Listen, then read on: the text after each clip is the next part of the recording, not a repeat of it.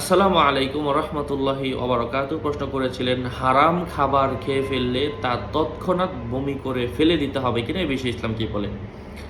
হারাম খাবার খেয়ে ফেললে যদি আপনি চুরি করে খান, অন্যায়ভাবে খান, জুলুম করে খান, তাহলে যদি জুলুমের যেটা টাকাটা অথবা যে কারণে জুলুম করেছেন তার কাছে ক্ষমা চেয়ে নেন, কারো থেকে নিয়ে থাকলে ওটা তার কাছে ফিরিয়ে দেন, তার কাছে ক্ষমা চান, আল্লাহর কাছে ক্ষমা চান, তাহলে কিন্তু এটা মাফ হয়ে যাবে যদি বান্দা মাফ করেন, আল্লাহ মাফ করেন।